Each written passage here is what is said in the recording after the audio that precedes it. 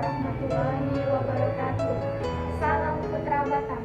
Perkenalkan, nama saya Wulandari Lubis, NPM 200810084, dan teman saya Rashida Muslimah dengan NPM 200810053. Kami dari Prodi Akuntansi Fakultas Ilmu Sosial dan Humaniora, Universitas Putra Batam. Kami mengucapkan terima kasih sebesar-besarnya kepada dosen pengamat mata kuliah pengantar teknologi informasi, Bu Yusri Yeni Eskom. kami akan menampilkan hasil penjelasan dari kelompok kami yang berjudul Multimedia Era Saat Ini dan Era Masa Depan. Selamat menyaksikan. Pengertian multimedia menurut bahasa, istilah, dan menurut para ahli. Secara bahasa, multimedia terdiri dari dua suku kata, yaitu multi dan media. Multi berarti banyak atau bermacam-macam, sedangkan media berarti alat atau sesuatu yang digunakan untuk menyampaikan informasi atau pesan. Jadi, menurut bahasa, multimedia dapat diartikan alat-alat yang digunakan untuk menyampaikan informasi. Pengertian multimedia menurut istilah adalah penggunaan sarana atau media yang menyajikan kombinasi atau gabungan berbagai elemen informasi seperti animasi, video, teks, suara, grafik, maupun gambar yang bersifat interaktif yang bertujuan menyampaikan informasi atau sekedar memberikan hiburan kepada si penerima. Jenis-jenis multimedia. Multimedia dapat dibedakan menjadi dua jenis, yaitu multimedia konten produksi dan multimedia komunikasi.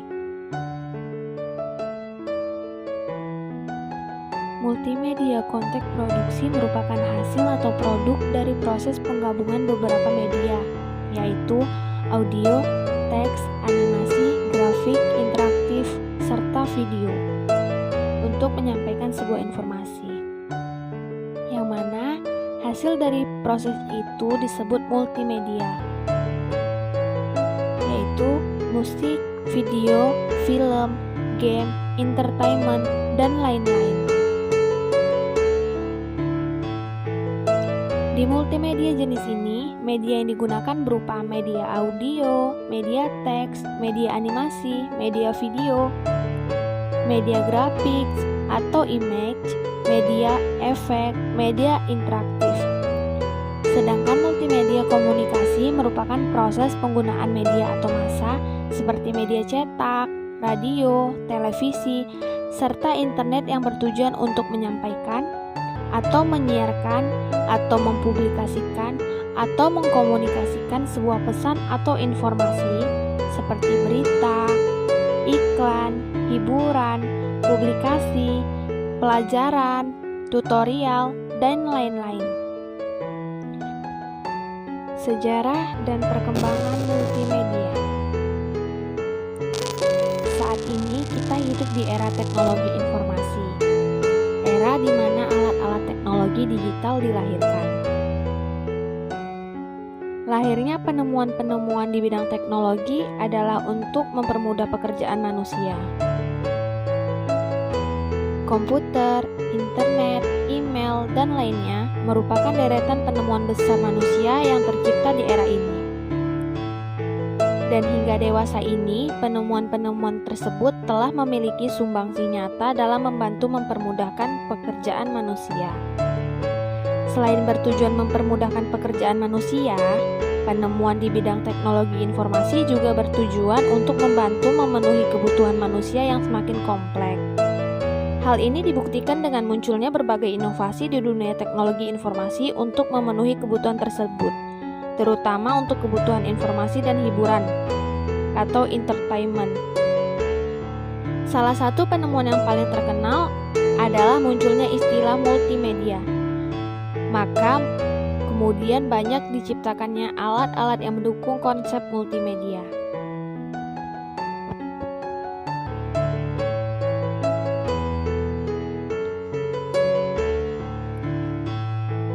Menurut pendapat beberapa ahli, pengertian multimedia cenderung beragam, namun tentunya memiliki substansi yang sama.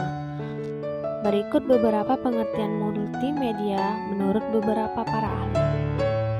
1. MC Comic 1996. Multimedia adalah kombinasi dari 3 elemen, yaitu suara, gambar, dan teks. Yang kedua, menurut Ross 1996, multimedia adalah kombinasi dari komputer dan video.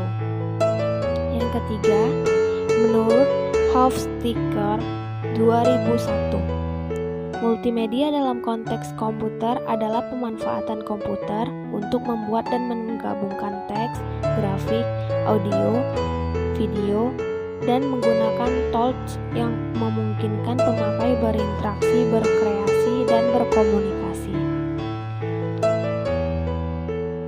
Keempat, Robin dan Linda 2001. Multimedia adalah alat yang dapat menciptakan presentasi dan dinamis yang interaktif, mengkombinasikan teks, grafik, animasi, audio, dan video. Kelima, menurut Turban 2002, kombinasi dari paling sedikit 2 media input dan output. Media ini dapat berupa audio atau suara, musik, animasi, video, teks, grafik, dan gambar. Sejarah multimedia. Awalnya, multimedia bukan berasal dari komputer, tetapi berawal dari teater. Karena teater adalah pertunjukan yang memanfaatkan lebih dari satu media, sehingga sering disebut pertunjukan multimedia. Sistem multimedia dimulai pada akhir 1980-an dengan diperkenalkannya HyperCard oleh Apple pada tahun 1987 dan pengumuman oleh IBM pada tahun 1989 mengenai perangkat AVC dan video adapter card bagi PS2. Sejak penemuannya tersebut, hampir setiap pemasok perangkat keras dan perangkat lunak melompat ke multimedia, sehingga pada tahun 1994 diperkirakan ada lebih dari 700 produk dan sistem multimedia dipasarkan. Citra visual dapat dimasukkan ke dalam sistem dari paket perangkat lunak yang menyatukan digital dan dari kamera video, pita dan piringan video, dan scanner optik. Input audio dapat dimasukkan lebih melalui mikrofon, pita kaset, dan compact disc.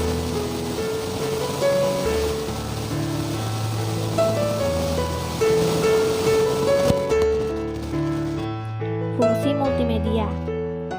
Sebuah riset dari CTR memberikan gambaran baru tentang ingatan manusia yang berhubungan dengan komunikasi.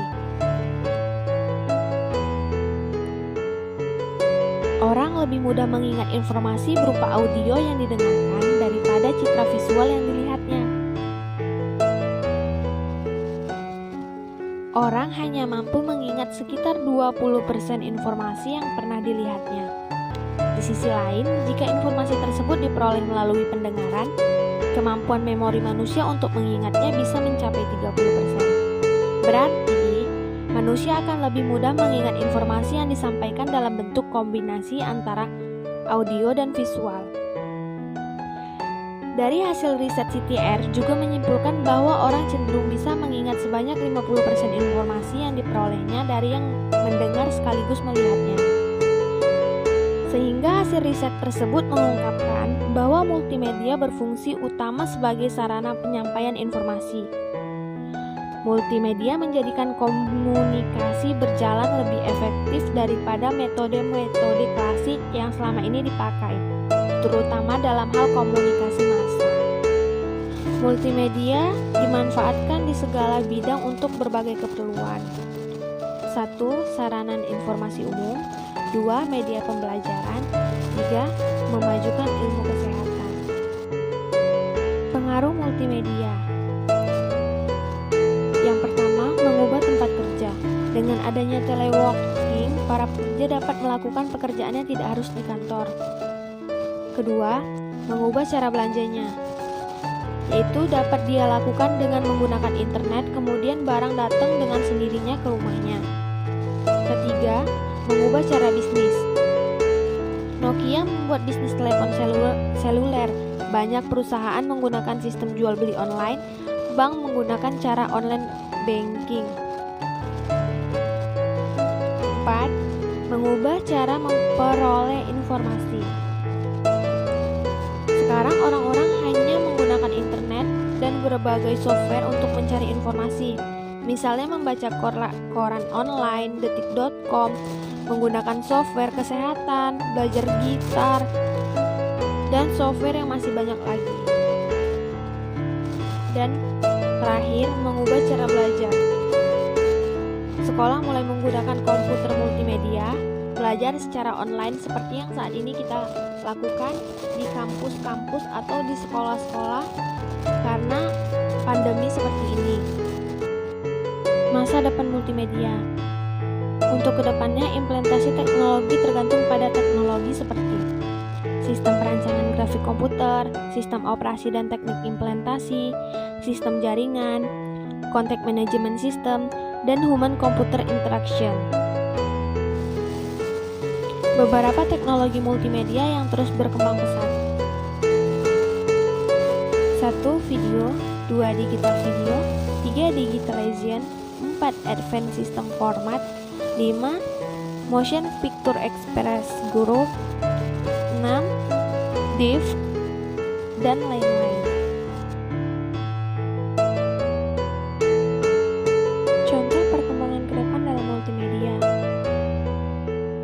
1. Virtual reality. Virtual reality merupakan sebuah teknologi yang membuat pengguna atau user dapat berinteraksi dengan lingkungan yang ada di dalam dunia maya yang disimulasikan oleh komputer, sehingga pengguna merasa berada di dalam lingkungan tersebut. Dalam bahasa Indonesia, virtual reality dikenal dengan istilah realitas maya. Awalnya, teknologi ini seperti peta bioskop Aspen yang diciptakan oleh MIT pada tahun 1977. Programnya adalah suatu simulasi kasar tentang kota Aspen di Colorado, di mana para pemakai bisa mengembara dalam salah satu dari 3 gaya, yaitu musim panas, musim dingin, dan poligon.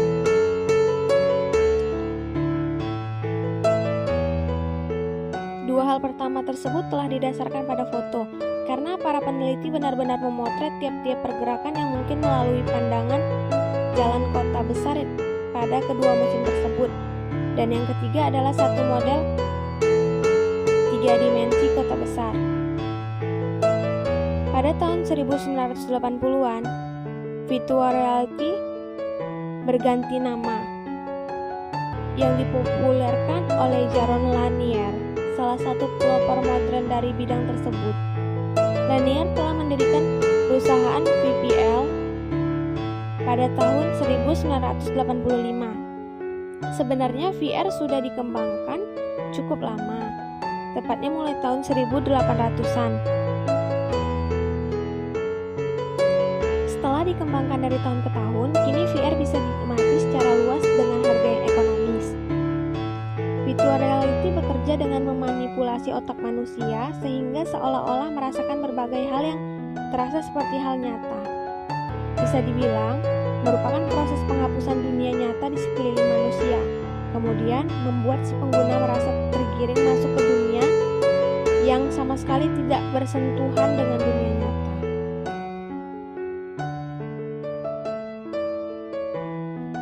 Cara kerja dari virtual reality ini adalah mulai dengan user melihat suatu dunia semu yang sebenarnya merupakan gambar-gambar dinamis hasil dari simulasi komputer. Kemudian melalui alat bentuk seperti berkacamata itu, seorang user dapat berinteraksi dengan dunia semu dan mendapatkan umpan balik yang seolah-olah nyata, baik secara fisik maupun fiksi. Kekurangan pada virtual reality ini ialah bagi penggunanya mungkin mengalami perasaan kehilangan realitas dan dan perasaan isolasi saat mereka berinteraksi dengan menggunakan dunia buatan, bukan dunia nyata dengan orang yang sungguhan. Akhirnya, dapat meningkatkan pengangguran. Lebih sedikit orang yang diperlukan untuk merancang proyek-proyek. Kelebihan dari virtual reality banyak sekali. Misalnya, pekerja yang dari susah dapat dijadikan mudah menggunakan macam aspek dari komputer, seperti merancang sesuatu bangunan seperti gedung, hotel, dan rancangan dengan rumah. Sekian hasil penjelasan dari kami. Mohon maaf bila ada salah kata. Wassalamualaikum warahmatullahi wabarakatuh.